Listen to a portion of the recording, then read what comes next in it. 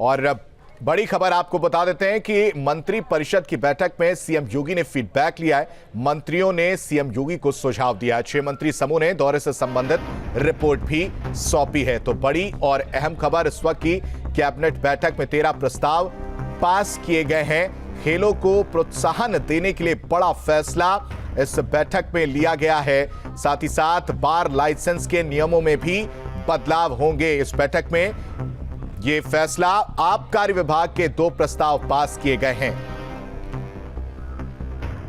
तो योगी कैबिनेट की बैठक में 13 प्रस्ताव पर पास किए गए हैं। खेलों को लेकर प्रोत्साहन देने के लिए बड़ा फैसला लिया गया। बार लाइसेंस के नियमों में भी बदलाव किया जाएगा। आबकारी विभाग के 2 प्रस्ताव पास किए गए। साथ ही साथ यूपी के नए एजी बने हैं अजय मिश्र। यूपी के पदक विजेताओं को भी बड़ा तोहफा इस बैठक में देने का फैसला किया गया है। 9 विभागों के 24 राजपत्रित पदों पर लाने का प्रस्ताव पास किया गया है। इन पदों को लोक सेवा आयोग से बाहर रखा गया है।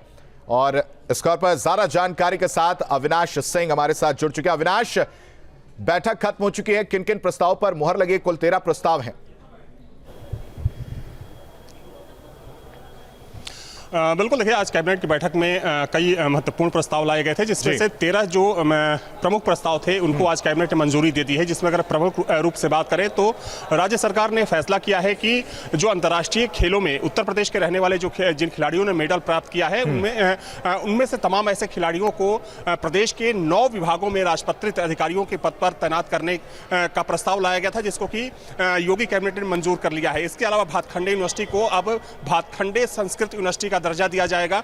इससे संबंधित प्रस्ताव पर भी मुहर लग गई है। और देखिए आज एक महत्वपूर्ण फैसला योगी सरकार ने यह लिया है कि प्रदेश सरकार के जो नए महाधिवक्ता होंगे वो अजय मिश्र होंगे, जो इससे पहले सुप्रीम कोर्ट में राज्य सरकार के अपर महाधिवक्ता थे। अब उनको राज्य सरकार ने महाधिवक्ता बनाने का फैसला किया। इससे संबंधित प्रस्ताव को भी आज योगी कैबिनेट में लाया गया था और इस प्रस्ताव को भी सरकार ने मंजूर कर लिया है। इसके अलावा तमाम अलग अलग विभागों के दूसरे प्रस्ताव भी थे जिनको कि सरकार ने आज मंजूर किया है। लेकिन देखिए आज जो मंत्रिमंडल की बैठक हुई थी उस मंत्रिमंडल की बैठक में जिन 18 मंडलों में कैबिनेट मंत्रियों को तैनात किया गया था अलग अलग जिलों का दौरा करने के लिए, उन सभी मंत्री समूहों ने आज मुख्यमंत्री के सामने अपनी रिपोर्ट सौंप दी है, जिसमें तमाम चीजों का जिक्र किया गया है। तो आज देखा जाए तो कैबिनेट निर्णयों के साथ साथ जो मंत्रियों का समूह बनाया गया था, चूंकि उनकी रिपोर्ट्स आ गई है, रिपोर्ट्स का अब सीएम ऑफिस द्वारा अध्ययन किया जाएगा और देखा जाएगा कि इस मंडल में कौन सी खामी है। अधिकारियों को लेकर जो लापरवाही की बात सामने आ रही थी, जो भ्रष्टाचार की शिकायतें थी, उन तमाम चीजों का अध्ययन किया जाएगा सीएम ऑफिस के द्वारा और माना जा रहा है कि इन रिपोर्ट्स के आधार पर आने वाले समय में काफी बड़े बदलाव देखे जा सकते हैं। बिल्कुल अविनाश, एक अच्छी खबर यह भी है कि जो छोटे हवाई अड्डे उनसे जुड़ा जो प्रस्ताव है उसको भी पास कर दिया गया है। अलीगढ़ हो, आजमगढ़ हो, श्रावस्ती हो या सोनभद्र या फिर चित्रकूट, यहां पर एयरपोर्ट बनेंगे। बिल्कुल, देखिए एयरपोर्ट अथॉरिटी ऑफ इंडिया की तरफ से मंजूरी मिलने के बाद राज्य सरकार ने ये कदम उठाया है। और देखिए एयर कनेक्टिविटी को लेकर अगर हम पिछले 5 सालों की बात करें तो सरकार ने इस पर काफी कुछ काम भी किया। चाहे हम जो छोटे जो हेलीपैड है उनको बनाने की बात करें या फिर चॉपर सेवा शुरू करने की बात करें, और खास तौर पर अगर हम छोटे शहरों की बात करें जिसमें आजमगढ़ हो गया, अलीगढ़ हो गया, साथ में चूंकि अयोध्या में तो इंटरनेशनल एयरपोर्ट का निर्माण किया जा रहा है। इसके अलावा कई शहरों को राज्य सरकार ने चिन्हित किया था और सरकार ने योजना बनाई थी कि इन सभी शहरों को आपस में एयर कनेक्ट किया जाएगा और जो छोटी हवाई पट्टियां वहां पर पहले से मौजूद थी या जहां पर नहीं थी वहां पर हवाई पट्टी को विकसित किया जाएगा और जहां पर पहले छोटी हवाई पट्टी थी जो बदहाल हो चुकी थी उनको दुरुस्त किया जाएगा और वहां से उड़ानें भरी जा सके। इसके लिए चूंकि ये कवायद पिछले 5 सालों में शुरू हो गई थी, लेकिन अब चूंकि 5 नए जो एयरपोर्ट हैं उनको मंजूरी मिली है, तो निश्चित तौर पर कह सकते हैं कि एविएशन सेक्टर में जिस तरीके से उत्तर प्रदेश आगे बढ़ रहा है उसको लेकर ये एक अच्छी खबर है। बिल्कुल, कहीं ना कहीं लोगों को सहूलियत इससे जरूर मिलेगी।